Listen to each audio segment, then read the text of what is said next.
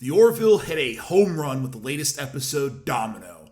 I always say the testament to a great season, or even a really good show, is the latest episode contesting to be the best in the season.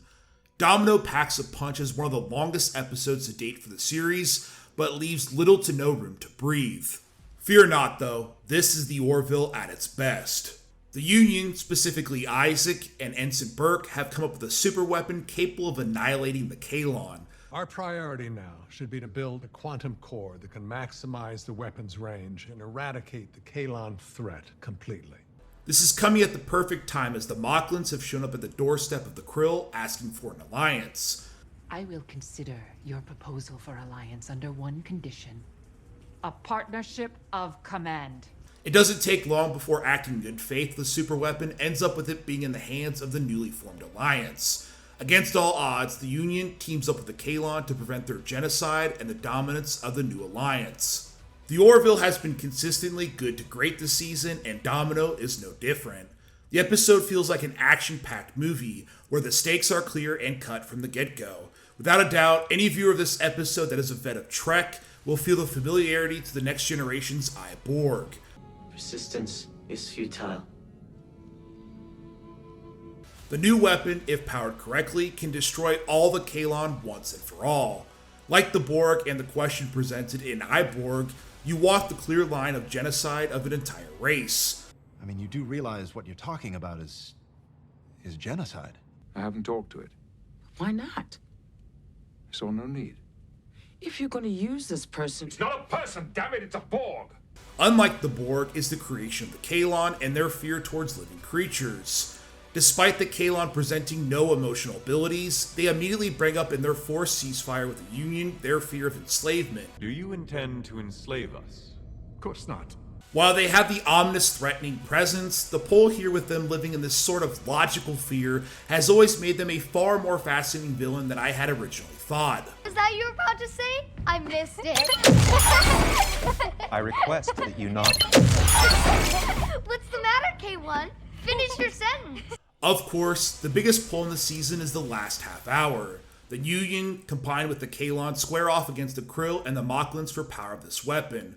All this while a ground team does their best to disable the weapon before it destroys the Kaylon. Perhaps it was an obvious ploy, but I didn't foresee the weapon being unable to be stopped. Firing armature is interlocked with the quantum core. It cannot be uncoupled. You are too late. This would leave one person with the ultimate sacrifice, and one I certainly didn't expect. Where's Charlie? We couldn't bring her home.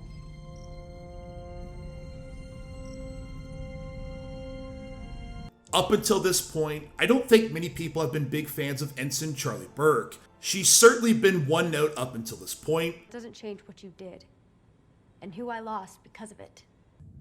I'll do it if he can bring back Amanda. Please share it with me. I know nothing can bring back your friend.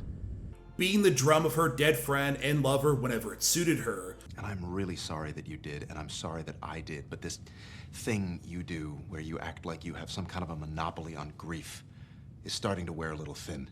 Which clearly came into play when she wanted the Kaylon to be wiped out. You know, we should have wiped out the Kaylon when we had the chance.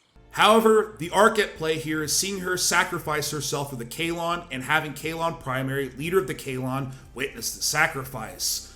His inability to understand the logic or the premise of doing so was brilliant, as sometimes we humans act with our heart and not entirely with our mind. They are worthy of preservation. They are my friends. It was a beautiful conclusion to an arc that saw a character's pure hatred of a race play into her not only saving that race, but being the one to tie together an unforeseen alliance. In it, one of the most irritating characters of the show became one I was actually crying over. Ensign Burke loved pancakes. She consumed them with butter, but no syrup. Some of my favorite micro moments in the episode were when Clyden and Bortus couldn't open the walnut, seeing Commander Lamar actually pull rank on Ensign Burke when she poorly came at him. Look, I know Isaac's your best pal, so maybe you're a little biased. Hey, watch it, Ensign. Gotta get back to duty. Malloy mentioning the time Isaac took his leg. Well, he never had his leg cut off. Oh, come on, man. It's a joke. Ted Danson's Admiral Perry willing to turn himself in for treason despite being the one to give up the super weapon to the enemy and then getting pew-pewed. Did not really see that one coming. Also, when was anybody going to tell me that President Alcuzan was Bruce Boxleer? I'm so sad and mad at myself that I just now figured that out. What the hell? Overall, this is probably the most impactful episode the series has brought so far, and certainly the most impactful of the season. It held nothing back, bringing out great action, plenty of stakes, and the usual varieties that make sci-fi so good. With one episode left, I can't wait to see where the finale goes. If you want to hear me talk more about the Orville, click on this video here, and I'll see you on the next one.